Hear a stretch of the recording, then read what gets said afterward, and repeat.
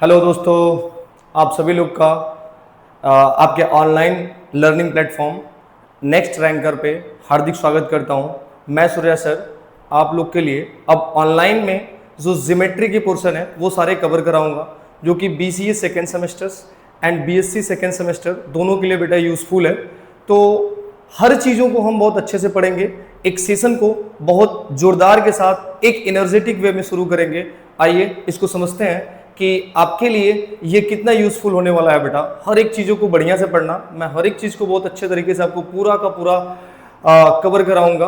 तो बिना समय को वेस्ट किए हम शुरू करते हैं अपने टॉपिक को। एक बार आप लोग का फिर से most welcome on the YouTube channel next ranker. बेटा सबसे पहले हमें ये ज्योमेट्री का पोर्शन होता है, ज्योमेट्री का पोर्शन होता है, इसमें द प्लेन को हम शुरू करेंगे। बेटा ज्योमेट्री के पोर्शन में हम द प्लेन को शुरू करेंगे। तो पहले फर्स्ट ऑफ ऑल हम जानेंगे कि प्लेन होता क्या है। What is the plane. देखिए समझिएगा, प्लेन क्या होता है। प्लेन कहने का मतलब प्लेन का जो जनरल फॉर्म होता है, जो जनरल फॉर्म प्लेन का होता है वो a x plus B Y plus C z is equal to d, या इसको ऐसे भी लिख सकते हैं a x plus B Y plus C Z plus d is equal to zero.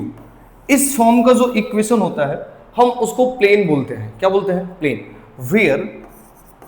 Where a b and c are the direction ratio of normal to plane. समझते हैं? देखिए a x plus B Y plus C z, a x plus B Y plus C z का जो form होता है, a x plus B Y plus C z का जो form होता है, a x plus B Y plus C Z plus d is equal to zero का जो फॉर्म होता है हम उसको प्लेन बोलते हैं। क्या बोलते हैं? प्लेन। जहां पे ए बी सी जो होता है वो हमारा डायरेक्शन रेशियो होता है of the normal to the plane. अब डायरेक्शन रेशियो क्या होता है, थोड़ा इस बात को समझते हैं। कोई एक प्लेन होगा जो मेरे पास एक सरफेस पड़ा होगा। बेटा ये एक प्लेन होगा, ठीक है, ये एक हमारा प्लेन है। जिस प्लेन का इक्वेशन हमको दिया है उस प्लेन का इक्वेशन जो मेरा है वो प्लेन का इक्वेशन जो कितना है, a x plus B Y plus C Z plus d is equal to zero. अब बात करते हैं कि इसमें ए बी और सी क्या है। देखो इसी को डिटेल से समझना है। अगर ये डेफिनेशन आपको एकदम बेहिचक क्लियर रहेगा तभी आगे जाके कॉन्सेप्ट क्लियर होंगे। तो ये जो स्मॉल ए है, स्मॉल बी है एंड स्मॉल सी है, ये डायरेक्शन रेशियो होता है। कोई प्लेन की एक नॉर्मल लाइन होगी, यानी नॉर्मल का मतलब क्या होता है? नॉर्मल का मतलब होता है परपेंडिकुलर, यानी इस प्लेन की कोई एक नॉर्मल लाइन होगी जिसको हम नॉर्मल लाइन बोलेंगे। अब इस नॉर्मल लाइन का जो डायरेक्शन रेशियो होगा वो small a small b small c होगा। यानी हमने क्या जाना कि general equation of the plane जो होता है वो a x plus B Y plus C Z plus d is equal to zero होता है, where small a small b small c are the direction ratio of the normal to the plane. एक plane की कोई एक normal line होगी जिसका वो हमारे पास क्या होगा, डायरेक्शन रेशियो होगा। आई थिंक ये जनरल फॉर्म आपको समझ में आया होगा। बेटा आगे चलते हैं। अब मैटर को हमको जो प्रूव करना है क्या, कि equation of the plane through the point x1 y1 z1, मतलब हमें प्लेन का इक्वेशन निकालिए अगर वो एक पॉइंट से पास कर रहा है। एक पॉइंट बोले तो क्या है, x1 y1 z1। तो आइए इस बात को समझते हैं।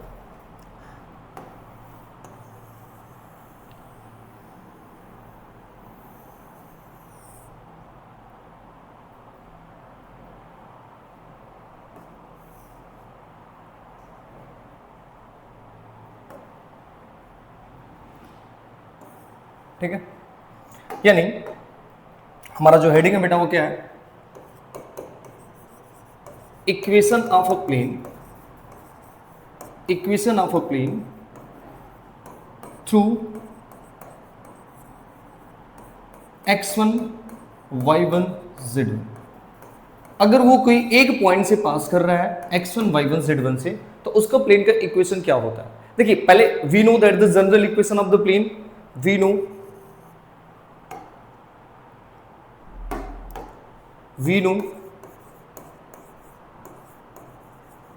Equation of a plane.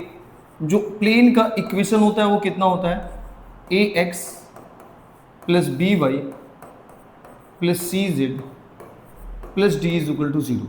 That is the equation first. यानी प्लेन का इक्वेशन क्या होता है, a x plus B Y plus C Z plus d is equal to zero. अब अगर ये प्लेन एक पॉइंट से पास कर रहा है, देखो हमने 11th में या 12th में हमको बताया गया है, डेफिनेशन ये होता है ज्योमेट्री का कि कोई भी इक्वेशन कोई भी कर्व जिस पॉइंट से पास करता है वो पॉइंट उसको सेटिस्फाई करता है। सेटिस्फाई करने का मतलब क्या होता है कि x के जगह पे ये वैल्यू x बन जाएगी, y के जगह पे ये वैल्यू y बन जाएगी, z के जगह पे ये वैल्यू क्या जाएगी, z बन जाएगी। तो पास करा देते हैं, पासिंग x1 y1 z1 पास कराएंगे तो क्या हो जाएगा बेटा, a x के जगह पर x1 हो जाएगा, b y के जगह पे क्या हो जाएगा, y1 हो जाएगा, c z के जगह पे z1 होगा, d ऐसे ही रहेगा। बेटा d क्या होता है, d जो होता है वो कांस्टेंट होता है। d क्या होता है, कांस्टेंट होता है। हर चीज को जानना है, x y z क्या है, वेरिएबल है, d क्या है, कांस्टेंट है, जबकि small a small b small c ये आपका क्या है, डायरेक्शन रेशियो है। किसका, एक प्लेन की कोई एक नॉर्मल लाइन होगी जो परपेंडिकुलर होगी, उसके वो डायरेक्शन रेशियो होगा उसी लाइन का, यानी नॉर्मल का डायरेक्शन रेशियो। अब इन दोनों को सब्ट्रैक्ट कर दीजिएगा, यानी इक्वेशन फर्स्ट माइनस सेकेंड करेंगे। तो देखो कैसे माइनस करेंगे, यहां पे जब माइनस करेंगे x से x बन जाएगा, यहां पे a कोफिशिएंट, यहां पे a कोफिशिएंट, a को कॉमन लेंगे तो आपके पास क्या बचेगा, x माइनस x1। क्लियर है कहानी। इसी तरह जब यहां पे आएंगे इसको सब्ट्रैक्ट करेंगे तो b कॉमन लेंगे, कितना हो जाएगा, y माइनस y1 प्लस यहां पे c कॉमन लेंगे तो कितना हो जाएगा, z माइनस z1। बेटा d माइनस d दोनों सेम है, वैल्यू कट जाएगी यानी जीरो हो जाएगा, तो बस अपने पास क्या बचेगा, is equal to zero. That is the most important result, equation of the plane which is passing through the point x1 y1 z1। यानी अगर कोई एक पॉइंट से प्लेन पास कर रहा है तो उसका इक्वेशन अगर हमको बनाना होगा तो बेटा क्या बनेगा, a x minus x1, b y minus y1, c z minus z1, where abc क्या है, direction ratio of the normal to the plane. एक नॉर्मल होगी लाइन, उसका डायरेक्शन रेशियो होगा किसके, प्लेन के, abc। तो ठीक है, आई थिंक ये क्लियर होगा। इक्वेशन ऑफ अ प्लेन हम क्या लिखेंगे, x1 y1 z1 जब से पास करेगा तो क्या होगा, a x minus x1 plus b y minus y1 plus c z minus z1। अब बेटा इसी को थोड़ा सा एक एग्जांपल से मैं थोड़ा सा बात को समझाता हूं कि अगर कोई मेरे पास एक प्लेन को मैं ले लेता हूं, वेट थोड़ा सा बेटा, कोई अगर मैं ले लेता हूं, जैसे फॉर द एग्जांपल समझता हूं, जैसे कोई एक एग्जांपल आ जाता है, इक्वेशन, बस समझिएगा, equation of a plane, equation of a plane passing, equation of a plane passing 1 2 3। अगर कोई एक पॉइंट से पास कर रहा है तो हम डायरेक्ट प्लेन का इक्वेशन क्या बना सकते हैं, मैं उसको बता रहा हूं।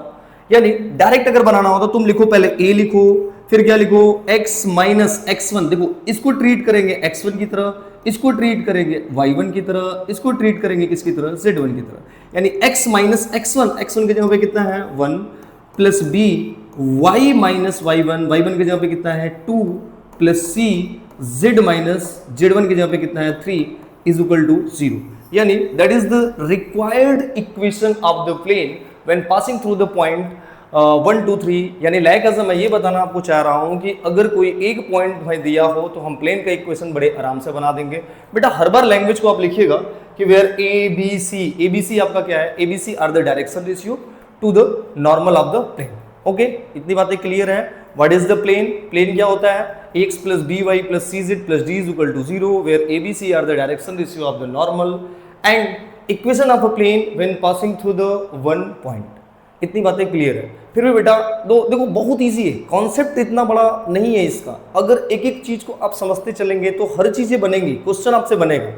देख भाई, क्वेश्चन को अगर बनाना है तो कॉन्सेप्ट क्लियर होना चाहिए, कोई क्या है, क्योंकि ज्योमेट्री देखो रटी नहीं जा सकती है, क्योंकि ज्योमेट्री थोड़ी हर बच्चों के लिए सरदर्द होता है। लेकिन मैं प्रॉमिस करता हूं आप हर क्लास को अटेंड करिए, ज्योमेट्री इजी हो जाएगा। आगे चलते हैं बेटा, आगे बढ़ते हैं। अब आगे क्या है, equation of a plane in the normal form. अब क्या कह रहा है कि इक्वेशन प्लेन का बताइए नॉर्मल फॉर्म में। बेटा नॉर्मल फॉर्म में जो प्लेन का इक्वेशन बताना है वो मुझे बताना है। तो पहले तो हम जनरल फॉर्म क्या जानते हैं इक्वेशन का, जनरल फॉर्म जो मेरे को पता है, let equation of a plane, equation of a plane कितना होता है, a x plus B Y plus C Z plus d is equal to 0, where small a comma small b comma small c are the direction ratio of normal to plane. ठीक है, यानी जो general form होता है क्या होता है, a x plus B Y plus C Z plus d is equal to 0, where a b c are the direction ratio of the normal.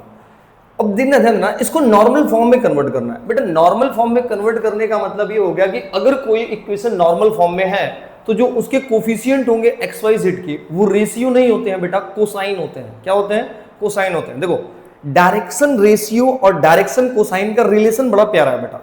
अगर कोई फंक्शन आपको डायरेक्शन रेशियो करके दिया है, डायरेक्शन रेशियो जैसे 1 2 3, अगर डायरेक्शन रेशियो है तो इसको डायरेक्शन कोसाइन बनाने का तरीका क्या होता है कि सारे नंबर में तीनों का स्क्वायर करके ऐड करके स्क्वायर रूट से डिवाइड कर दे। मतलब अगर 1 2 3 डायरेक्शन रेशियो है तो 1 अपॉन में रूट में 1 का स्क्वायर करो, 2 का स्क्वायर करो, 3 का स्क्वायर करो और इसी तरह 2 में भी डिवाइड करो, 3 में भी डिवाइड करो, तो वो जो कहानी होता है वो मेरे पास क्या हो जाता है, डायरेक्शन कोसाइन हो जाता है। और डायरेक्शन कोसाइन जब कोफिशिएंट किसी एक्स वाई जेड का हो जाता है बेटा, तो वो वाली इक्वेशन जो डिनोट करता है वो नॉर्मल फॉर्म में करता है। ठीक है, यानी इसको नॉर्मल फॉर्म में बताना है तो इसको बड़ा ध्यान से देखना बेटा। देख आपके पास जो ए है, जो बी है, ये जो सी है, ये डायरेक्शन रेशियो है। क्या है, डायरेक्शन रेशियो है।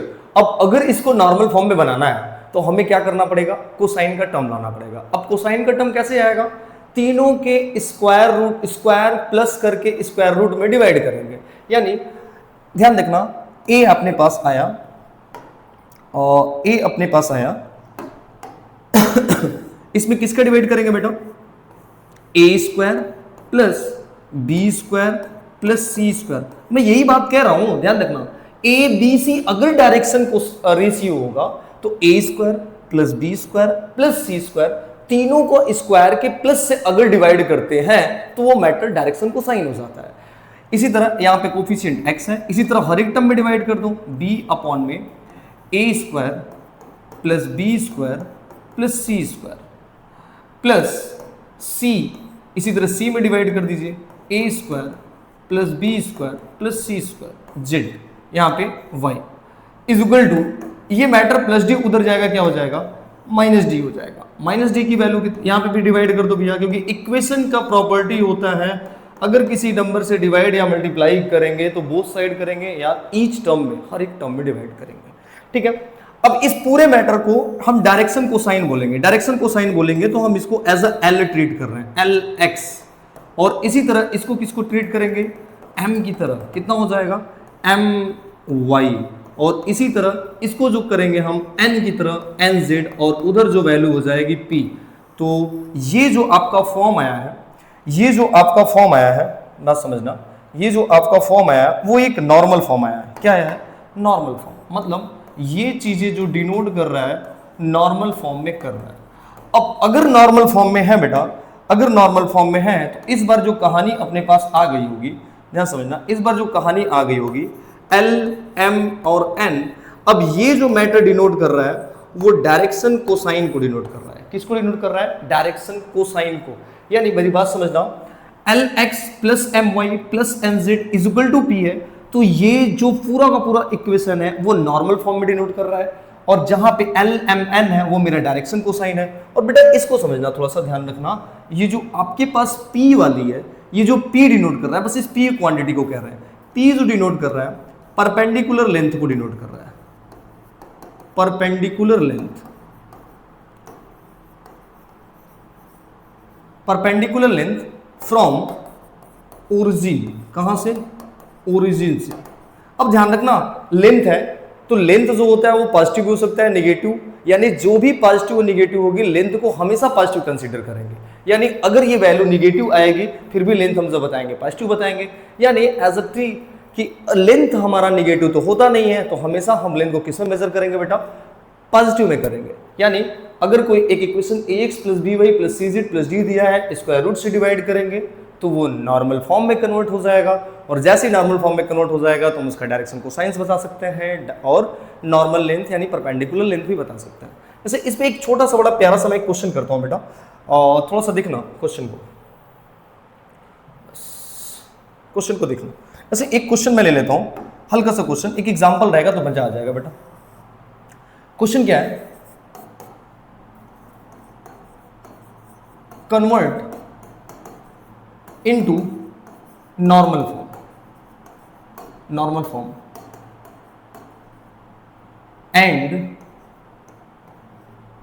Find direction cosine perpendicular length.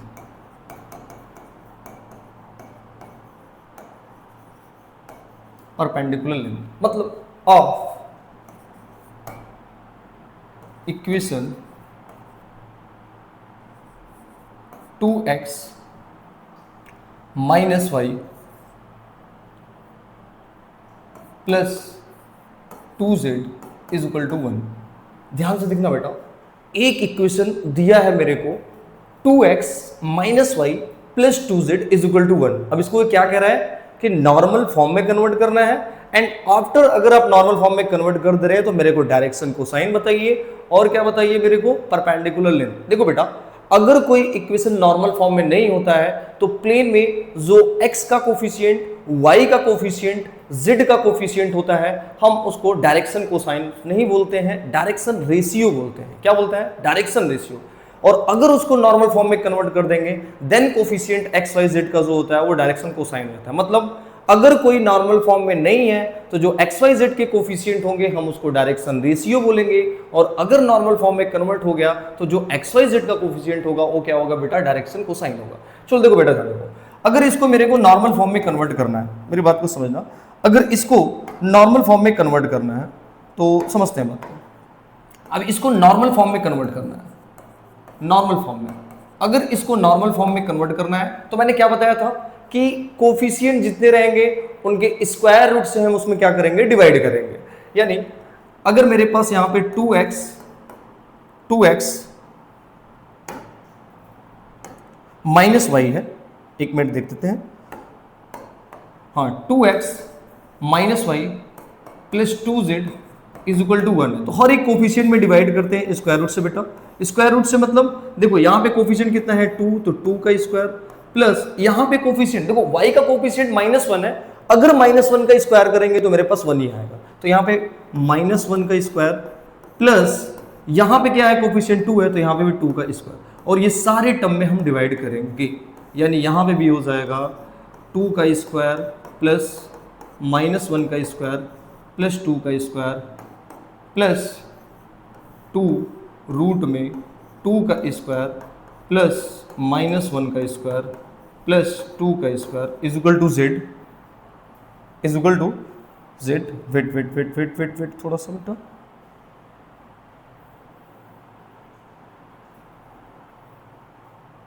हाँ ध्यान देखना, और इज इक्वल टू 1 अपॉन में सेम चीज का डिवाइड करेंगे, 2 स्क्वायर प्लस -1 का स्क्वायर प्लस 2 का स्क्वायर।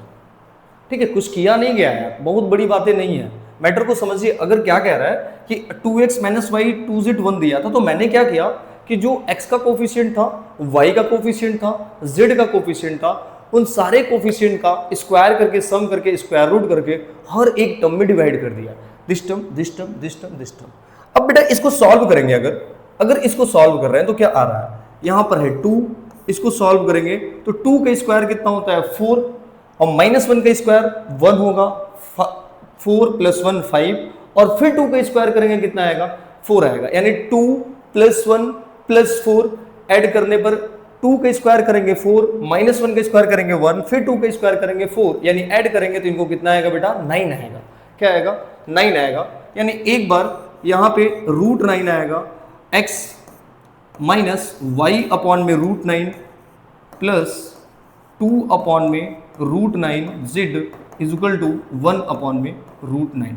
बेटा √9 की वैल्यू कितनी होती है 3 होती है, माइनस y अपॉन में कितना हो जाएगा 3 प्लस 2 अपॉन में 3 जेड इज इक्वल टू 1/3। अब ये जो मेरा फॉर्म कन्वर्ट हुआ है, हम इसी को बोलेंगे बेटा, क्या बोलेंगे इसको?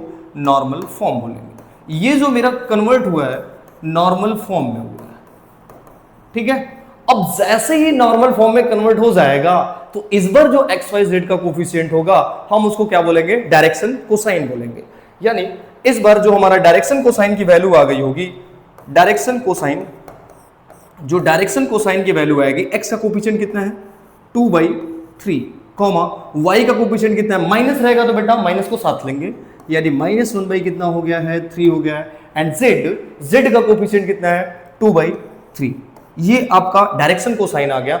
और इक्वल टू पी जो होता है बेटा, इक्वल टू पी जो इधर वाला होता है वो हमारा क्या होता है? परपेंडिकुलर लेंथ होता है। यानी परपेंडिकुलर लेंथ यानी जो पी की वैल्यू है वो कितनी आई है? 1/3। बेटा नौ समझ में आया? तो इस मैटर को कंपेयर किया गया है Lx प्लस एम वाई, किससे कंपेयर किया गया है? Lx plus m y plus n z is equal to p से। इस मैटर से इसको कंपेयर किया गया। जब इस मैटर से कंपेयर करेंगे तो यहाँ पे जो L है इतना है, M जो है वो 1/3 है, एंड जेड जो N जो है वो 2/3 है, और जो P की वैल्यू है वो कितनी है? 1/3। यानी this is the equation in the normal form, and direction cosine is the 2/3 -1/3 2/3, and perpendicular length from the origin P is equal to कितना है? 1/3। बेटा अगर फिर भी अगर इस क्वेश्चन में डाउट हो तो बताना, मैं फिर से इसको करा दूंगा। अगर कोई भी दिक्कत परेशानी इशू है तो आप उसको कमेंट सेक्शन में कर सकते हैं। लेकिन बेटा अगर ये सेशन आपको बहुत अच्छा लगेगा, अगर बहुत अच्छा सेशन लगेगा तो बेटा इसको शेयर जरूर करिएगा, ठीक है। अपने दोस्तों तक जरूर पहुंचाएगा अगर अच्छा भी लगा होगा कोई मैटर, ठीक है। आओ आगे चलते हैं, मैटर को आगे बढ़ाते हैं थोड़ा सा। अब मेरे पास आगे क्या पड़ा है? Equation of a plane in the intercept form. अब क्या कह रहा है कि प्लेन का इक्वेशन बताइए। किसका इक्वेशन बताइए? प्लेन का इंटरसेप्ट फॉर्म में। बेटा इंटरसेप्ट फॉर्म क्या होता है इसको थोड़ा सा समझते हैं। इंटरसेप्ट फॉर्म क्या होता है? देखो पहले क्या होता है, पहले तो आप एक एक्सेस बना लीजिए, पहले आप एक एक्सेस बना लीजिए। ये हम एक्सेस बना रहे हैं बेटा, ये यहां पे एक्स एक्सिस हो गया, ये यहां पे वाई एक्सिस हो गया, और ये यहां पे क्या हो गया? जेड एक्सिस हो गया। अब वो x axis, y axis, z axis, थोड़ा सा इसको डिस्कस करते हैं बेटा। एक्स एक्सिस, वाई एक्सिस और जेड एक्सिस। अब एक्स पे कोई एक डिस्टेंस ले लेते हैं, एक्स पे ये डिस्टेंस, वाई पे ये डिस्टेंस, जेड पे ये डिस्टेंस। सब कुछ करते हैं कि ये जो वैल्यू है वो कितनी है? स्मॉल ए है, और ये जो वैल्यू है स्मॉल बी है, और ये जो वैल्यू है वो कितनी है? स्मॉल सी है। और यहाँ पे आपके पास सुंदर सा कौन सा बैठा है? ओ यानी ओरिजिन। अब इन सारे पॉइंट को आप ज्वाइन कर दीजिए, इन सारे पॉइंट को आप क्या कर दीजिए? ज्वाइन कर दीजिए। ये आया इससे ज्वाइन किया, ये आया इससे ज्वाइन किया, ये आया इससे ज्वाइन। इसका नाम हम लिख ले रहे हैं ए, इसका नाम लिख ले रहे हैं बी, और इसका नाम क्या लिख रहे हैं? सी। तो बेटा ये जो रिक्वायर्ड मेरे पास एक सरफेस या जो भी एक प्लेन रिक्वायर्ड हो रहा है, इसी को हम प्लेन बोलते हैं, लेकिन किस फॉर्म में बोलते हैं? इंटरसेप्ट फॉर्म में। तो इसका जो इक्वेशन अब हो जाता है, इसका जो इक्वेशन हो जाता है, इसका जो इक्वेशन हो जाता है, क्या हो जाता है? एक्स अपॉन में एक्स पे जाओ, एक्स एक्सिस पे कितना कट हुआ है? स्मॉल ए। सर ये जो एक्स अपॉन में स्मॉल ए बता रहा है वो स्मॉल ये बता रहा है कि जो एक्स एक्सिस पे है वो इंटरसेप्ट जो वैल्यू है वो स्मॉल ए है, एंड वाई अपॉन में कितना हो जाएगा? Small b, and z upon में कितना हो जाएगा? Small c is equal to 1। That is the equation of the plane in the intercept form. I hope आपको ये भी क्लियर हुआ होगा, ठीक है बेटा। यानी x अपॉन में a प्लस वाई अपॉन में b प्लस जेड अपॉन में c इज इक्वल टू 1 जो है इक्वेशन वो प्लेन का है, इंटरसेप्ट फॉर्म में है। और ये जो वैल्यू a b c है ये बता रहा है कि x एक्सिस पे a इंटरसेप्ट हुआ है, y एक्सिस पे b हुआ है, और z एक्सिस पे कितना हुआ है? c हुआ है। कोई दिक्कत इसमें नहीं होना चाहिए। जैसे मान लो अगर मैं आपसे पूछूं कि कोई मैं आपको एक एक्सिस दे दे रहा हूं, एक एक्सिस दे दे रहा हूं, ये x दे रहा हूं, ये y दे दे रहा हूं, ये z दे रहा हूं। एक्स एक्सिस पे मान लो 1 कट है, और वाई एक्सिस पे मान लो 2 कट है, और जेड एक्सिस पे मान लो 3 कट है। तो इनको ज्वाइन करने पर जो प्लेन का इक्वेशन बनेगा वो कितना बनेगा बेटा? एक्स ए पे कितना कट है? 1 प्लस प्लस प्लस प्लस, यानी प्लस वाई अपॉन में वाई पे कितना कट है 2 प्लस जेड अपॉन में जेड पे कितना कट है 3 इज इक्वल टू कितना हो जाएगा 1। That is the required equation of the plane in the intercepts form. ठीक है, आई थिंक ये भी आपको क्लियर हुआ होगा अच्छे से। बेटा पूरी कोशिश कर रहे हैं कि जैसा मैं एक कंटेंट देना चाह रहा हूँ कि आपको मेरी हर बातें समझ में आई होंगी, फिर भी अगर थोड़ी मोड़ी बातें नहीं समझ में आई होंगी तो उसे आप बताइएगा, हम जरूर करा देंगे। ठीक है बेटा, आगे चलते हैं थोड़ा सा। ठीक है, इतनी कोई दिक्कत तो होनी नहीं चाहिए। आई थिंक सब सही है, बढ़िया है, पढ़ते रहिए अच्छे से। आपका एग्जाम भी आ रहा है, एकदम मस्त रहिए, पढ़ते रहिए। पढ़ाई के सिवा हर काम करिए चलेगा, लेकिन अपने पढ़ने के तरीका से कोई भी कंप्रोमाइज मत करिएगा। ठीक है, क्योंकि आज जितना तुम अपने आप को तपा लोगे, कल उतना तुम गोल्ड बन के निकलोगे बेटा। ठीक है, या डायमंड भी बन सकते हो, बात सही है, अच्छे से तपाओगे तो डायमंड भी बन सकते हो। आगे चलते हैं बेटा, नेक्स्ट क्वेश्चन है बेटा, what find the equation of the plane, find the equation of the plane which makes equal intercepts on the axis. बेटा एक्सिस का मतलब होता है कि तीनों एक्सिस की बात कर दिया, एक्स की भी बात कर दिया, वाई की भी बात कर दिया और जेड की बात कर दिया। And passes through the point 1,1,1। ठीक है, एक मुझे प्लेन का इक्वेशन बताना है। ठीक है, किस फॉर्म में, इंटरसेप्ट फॉर्म में बताना है, जो कि इंटरसेप्ट फॉर्म में बताना का मतलब नहीं है, देखो यहां मेंशन कर दिया है एक बहुत अच्छा सा word, intercept word. Intercept word बताना है, मतलब हम जो भी प्लेन की बातें करेंगे वो इंटरसेप्ट फॉर्म में करेंगे। ऑन द एक्सिस मतलब इक्वल इंटरसेप्ट्स, इक्वल, अच्छा ये इक्वल इंटरसेप्ट्स, एक वर्ड इक्वल भी है। इक्वल इंटरसेप्ट्स मतलब अगर x पे भी 1 कट कर रहा होगा तो y पे भी 1 कट करेगा, और z पे भी कितना करेगा 1 कट करेगा। x पे 2 कर रहा है तो y पे भी 2, z पे भी 2। और वो कह रहा है कि वो प्लेन जो है वो पास कर रहा है किससे, 1,1,1 से।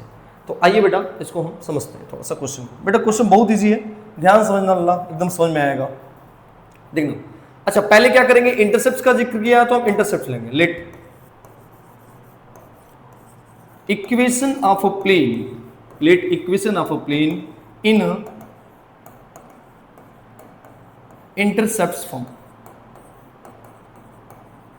क्या होता है भैया, x अपॉन में a प्लस वाई अपॉन में b प्लस जेड अपॉन में c इज इक्वल टू 1। हाँ हाँ हाँ, वो बातें सही है।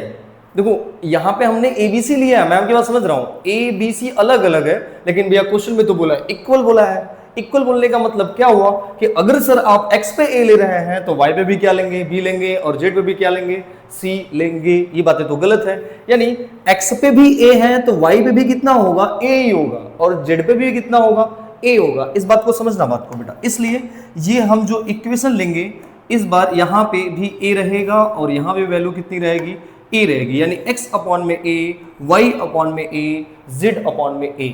यानी कुछ इस तरीके से देखने की कोशिश करेंगे तो आपको समझ में आएगा। एक आपके पास एक्सिस बना लेते हैं, एक्सिस बन गया, देन एक पॉइंट यहां, एक पॉइंट यहां, एक पॉइंट यहां, इसको मैं ज्वाइन कर दे रहा हूं। इसका नाम मैं रख दे रहा हूं a, इसका नाम रख दे रहा हूं b, इसका नाम दे रहा हूं c। हाँ, अकॉर्डिंग टू द क्वेश्चन इस बार जो मेरे को इंफॉर्मेशन है वो इंफॉर्मेशन ये है, वो इंफॉर्मेशन ये है कि अगर x पे हम a ले रहे हैं तो इस पे भी हमें कितना लेना पड़ेगा, a लेना पड़ेगा, और इस पे भी कितना लेना पड़ेगा, a लेना पड़ेगा। यानी तीनों पर a और a है, तो इसके इक्वेशन x अपॉन में a प्लस वाई अपॉन में a प्लस z अपॉन में कितना होगा, a इज इक्वल टू कितना होगा 1। बेटा a नीचे एलसीएम लेंगे तो हो जाएगा x plus Y plus z upon में a इज इक्वल टू कितना हो जाएगा, a। क्रॉस मल्टीप्लाई करेंगे, a को उधर ट्रांसफर करेंगे, x plus Y plus Z is equal to a. Equation first. अब ध्यान रखना, हमारा तो इक्वेशन निकल गया है, लेकिन मेरे को a नहीं पता है। मैंने क्या किया है, a को अपने से लेट किया है। तो जो भी चीजें अपने से लेट रहेगी इक्वेशन उसको तो रिड्यूस करना ही होगा, मतलब a की वैल्यू मुझे फाइंड करनी है। अब a की वैल्यू फाइंड करनी है तो क्वेश्चन में कोई हिंट दिया है a की वैल्यू निकालने के लिए। अब वो क्या कह रहा है क्वेश्चन में कि ये जो इक्वेशन है प्लेन का वो पास भी कर रहा है किसी एक पॉइंट से। किससे पास कर रहा है, 1 1 से कर रहा है। किससे पास कर रहा है, 1 1 से पास कर रहा है। तो हम एक काम क्या करेंगे कि इसको हम 1 1 पॉइंट से पास कराएंगे। बात समझना, बात को, ठीक है। अब इसको 1 1 से पास कराएंगे, पासिंग 1, 1, 1। अब 1 1 से पास कराएंगे बेटा तो कहने का मतलब क्या है, x की जगह पे वैल्यू 1 पुट करेंगे, y की जगह वैल्यू कितना पुट करेंगे, 1 पुट करेंगे, और z की जगह पे वैल्यू कितना पुट करेंगे, 1 पुट करेंगे। यानी पुट करो भाई, पुट करोगे, देखो भाई समझते हैं, रुक जा रुक जा रुक जा रुक जा मत भाग, ठीक। 1 1 से पास कराएंगे तो x की वैल्यू कितनी हो जाएगी, 1 हो जाएगी, y की वैल्यू भी कितनी हो जाएगी, 1 हो जाएगी, z की वैल्यू भी कितनी आ जाएगी, 1 आ जाएगी, इज इक्वल टू a 1 1 1 1 3, यानी a की जो वैल्यू मिलेगी वो मेरे को कितनी मिल गई, 3। और जैसे ही a की वैल्यू मिली है, जो मेरा इक्वेशन ऑफ अ प्लेन है उसमें हम पुट करेंगे और मेरा वो फाइनल आंसर निकल जाएगा। यानी किस में पुट करेंगे बेटा, पुट इन इक्वेशन फर्स्ट, क्या आ जाएगा, x plus Y plus Z is equal to A की जगह पे कितना है, 3। This is the required equation of the plane in the this is the required equation of the plane according to the given question, ठीक है। हाँ, intercept form में तो है, इंटरसेप्ट फॉर्म में तो है ही मेरा। यानी बेटा आपने क्या जाना कि अगर मेरे को कोई भी एक प्लेन दिया रहेगा तो हम उसका इक्वेशन क्या ले सकते हैं, ax plus B Y plus C Z plus d is equal to 0, where a b c क्या होता है, डायरेक्शन रेशियो होता है of the normal to the plane. And फिर आपने जाना कि अगर एक पॉइंट से पास कर रहे हैं तो मैं प्लेन का इक्वेशन कैसे निकाल सकता हूं। देन फिर आपने जाना कि equation of a plane normal form में क्या होता है, अगर नॉर्मल फॉर्म में हम कन्वर्ट कर लेते हैं तो वहां पे डायरेक्शन रेशियो या कोसाइन या परपेंडिकुलर लेंथ कैसे निकाला जाता है।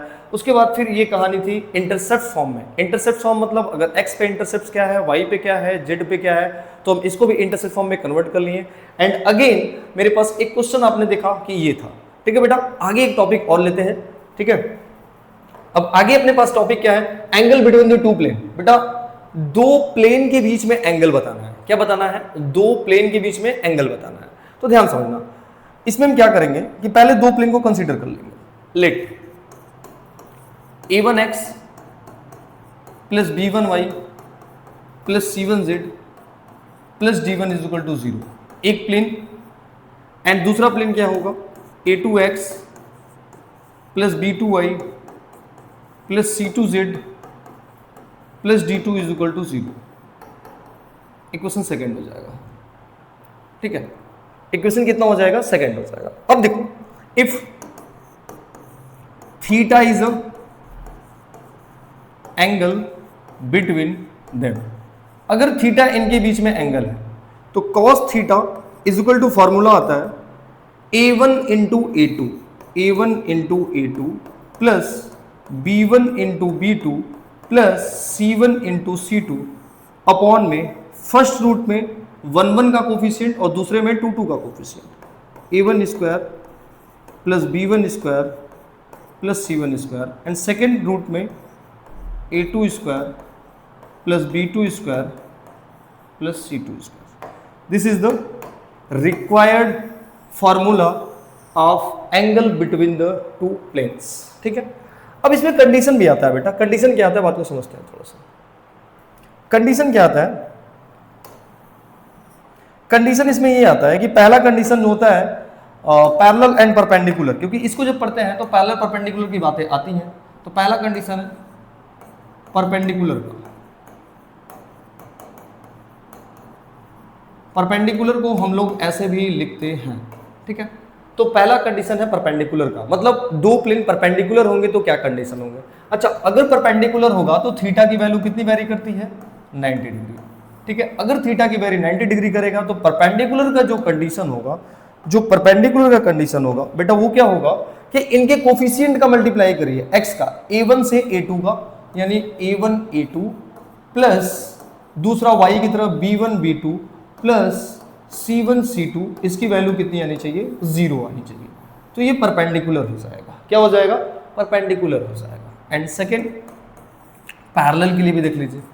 अब पैरेलल के लिए क्या होता है कि इनका रेशियो बराबर होना चाहिए, a1 बाई a2 की वैल्यू b1 बाई b2 के बराबर एंड c1 बाई c2 के बराबर। अगर ऐसा आपको फेस करने को लिए मिलेगा तो वो पैरेलल होगा। और पैरेलल के केस में बेटा जो थीटा की वैल्यू होती है वो कितनी होती है, 0 डिग्री होती है।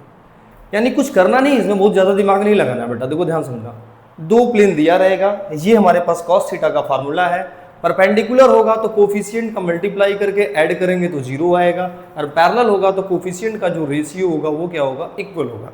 जैसे देखो एक इक्वेशन में बता रहा हूं कि कैसे हम परपेंडिकुलर और पैरेलल की कंडीशन को वेरी कराएंगे, तो समझना बात। देखो अगर एक प्लेन दिया है 2x plus 3y minus z plus 1 is equal to 0, ठीक है, एंड सेकेंड प्लेन दिया है x, ठीक है, x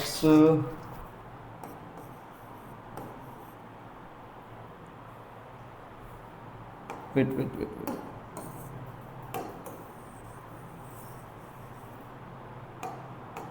समझ, minus x minus sorry plus 2z plus 3 is equal to 0।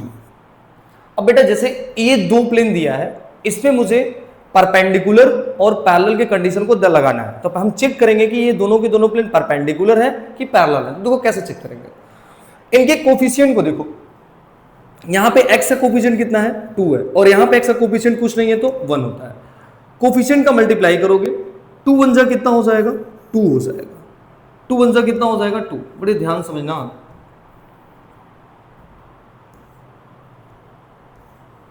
Wait बड़े ध्यान समझना। देखो 2 1 जा 2 प्लस, अब देखो यहां y का कोफिशिएंट कितना है 3 है, पर इस वाले क्वेश्चन में y का कोफिशिएंट नहीं है, तो जहां पे y का कोफिशिएंट नहीं होगा वो 0 होगा। क्या होगा, यानी यहां y का कोफिशिएंट 3, यहां पे y का कोफिशिएंट नहीं है तो 0 हो जाएगा, 3 इंटू 0। और अब इसका मल्टीप्लाई करेंगे, z का कोफिशिएंट यहां पर -1 माइनस होगा तो माइनस को साथ लेके चलेंगे, यहां पे -1 है और यहां पे 2 है, मल्टीप्लाई करेंगे कितना हो जाएगा -2। अब इनको सॉल्व करेंगे तो कितना आएगा 2, 0 में 0 का मल्टीप्लाई, 0 में 3 का मल्टीप्लाई करेंगे 0 हो जाएगा, -2 इज इक्वल टू 0। यानी इनके कोफिशिएंट का मल्टीप्लाई करने पर, ऐड करने पर वैल्यू 0 आई है, तो ये परपेंडिकुलर है कि पैरेलल है बेटा, परपेंडिकुलर है। मतलब ये क्वेश्चन, ये जो दोनों के दोनों प्लेन मुझे दिए थे ये कैसे हैं बेटा, परपेंडिकुलर है,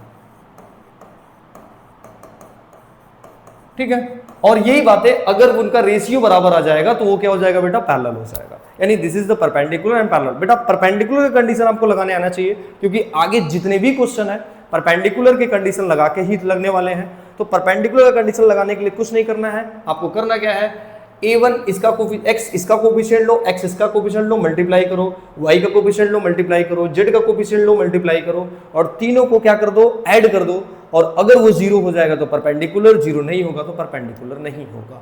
यानी अगर रेशियो बराबर होगा तो पैरेलल होगा, ठीक है। रेशियो मतलब a1/a2, b1/b2, c1/c2 की वैल्यू अगर बराबर होगी तो क्या हो जाएगा, पैरेलल हो जाएगा, ठीक है।